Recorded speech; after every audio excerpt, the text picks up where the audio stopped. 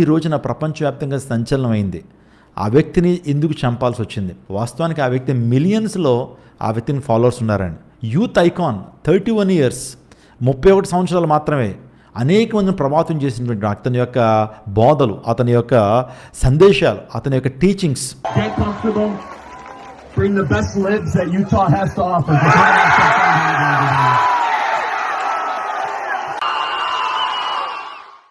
అతని టాక్స్ చూస్తున్నప్పుడు చాలా ఇన్స్పైరింగ్గా ఉంది. సత్యాన్ని సత్యంగా చెప్పేటువంటి వాడు, సత్యాన్ని నిర్మోహమాటంగా ఆయన చెప్పడంలో ఏనాడు కూడా కాంప్రమైజ్ అవ్వలేదు.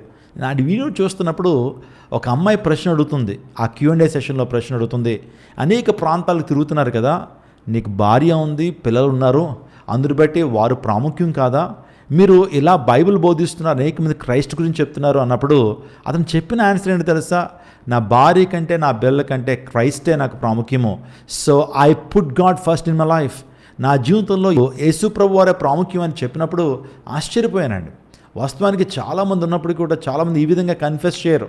ఫ్యామిలీ దగ్గరికి వచ్చినప్పుడు ఫ్యామిలీ టైం ఇవ్వాలని అంటారు, కానీ ఈ వ్యక్తి అంత ధైర్యంగా చెప్పినప్పుడు నిజంగా ఆశ్చర్యపోయాను. ఇంకా అతని వీడియోలు చూస్తున్నప్పుడు చాలా ప్రాముఖ్యమైన విషయాలు ఈ అమెరికన్ యూత్కి ఆయన చెప్తూ వచ్చాడు. ఆయన అబార్షన్ వ్యతిరేకించాడు. చాలామంది అబార్షన్ గురించి అమెరికాలో సపోర్ట్ చేసేటువంటి వారు ఉంటారు, కానీ ఈ వ్యక్తి అబార్షన్ సపోర్ట్ చేయలేదు. ఆ తర్వాత ట్రాన్స్జెండర్స్ని సపోర్ట్ చేయలేదు, హోమోసెక్సువాలిటీని సపోర్ట్ చేయలేదు, లెస్బినిజంని ఆయన సపోర్ట్ చేయలేదు. పాపాన్ని పాపంగా చెప్పాడు, అది దేవుని వాక్యం తప్పని చెప్పింది, ఖచ్చితంగా తప్పే అని ఆయన ఖండించాడు. అనేక మంది విద్యార్థులకి చాలా సందేహాలు ఉంటే ఆ సందేహాలను చాలా ఓపికగా నివృత్తి చేయడంలో ఆయన ప్రవీణుడని ఖచ్చితంగా చెప్పచ్చు. ఎప్పుడైతే డొనాల్డ్ ట్రంప్కి ఈ విషయం తెలిసిందో ఆయన వెంటనే రెస్పాండ్ అయ్యి, ఇటువంటి వ్యక్తిని కోల్పోవటం చాలా బాధాకరం, అమెరికా ఒక మంచి వ్యక్తిని కోల్పోయిందని ఆయన మాట్లాడుతూ తన కుటుంబానికి నాకు ప్రగాఢమైన సానుభూతిని తెలియజేస్తున్నాను. ఇలాంటి చార్లీ కిర్క్ లాంటి వాళ్ళు అనేక మంది రైజ్ అవ్వాలి అమెరికాలో. ఇటువంటి మంచి యాక్టివిస్టులు లేపబడాలని మనసారా కోరుకుంటున్నాను. ఆ వ్యక్తి ఒక మంచి బైబిల్ పండితుడు, ఆ వ్యక్తి మంచి సువార్థికుడని, మంచి బైబిల్ ప్రబోధకుడని డొనాల్డ్ ట్రంప్ చెప్పడం నిజంగా చాలా ఆశ్చర్యాన్ని కలుగు చేస్తూ ఉంది. ఈ వ్యక్తి యాక్టివిస్ట్గా ఉన్నాడు. ఈ వ్యక్తి అమెరికా కమ్బ్యాక్ టూర్లో ఒక ప్రముఖమైనటువంటి వ్యక్తిగా ఉన్న అనేక కాలేజెస్లో, అనేక యూనివర్సిటీల్లో అనేకమైన క్యాంపెయిన్స్ పెట్టి Q&A సెషన్ నిర్వహిస్తూ దేవుని సువార్తను ప్రకటిస్తున్న ఒక ఎవాంజలిస్ట్ ఈ వ్యక్తి.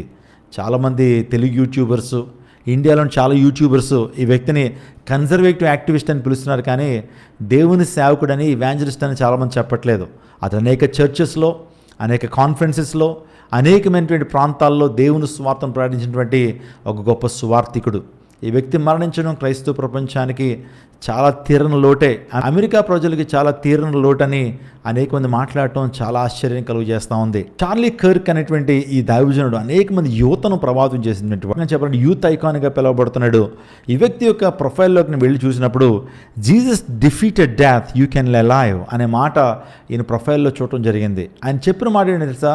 యేసు ప్రభువు మరణాన్ని తిరిగి జయించాడు, యేసు ప్రభువు సజీవుడు, కాబట్టి మీరు సజీవులుగా జీవించవచ్చు, పునరుత్థాన బలం మీకు ఉంది, పునరుత్థాన శక్తిని ప్రభు ఇస్తాడనే ఉద్దేశంతో ఆయన మాట్లాడిన మాటలు ఎంతగానో హృదయాన్ని కలిచివేస్తున్నాయి.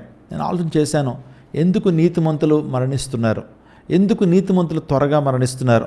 వారు ఉంటే ఇంకా దేవుని కార్యాలు బహుబలంగా జరుగుతాయి కదా, ఇందులోంచి లాగినట్లు అనేక మందిని వారు బయటకు తీసుకురాగలుగుతారు కదా. మరణం తప్పించే యెహోవా వశమని దేవుని లేఖనాలు సెలవిస్తున్నాయి. మరి ఎందుకు ఇంత ఎర్లీగా 21 సంవత్సరాలు ఈ చార్లీ కిర్క్కి, ఆ తర్వాత తన భార్య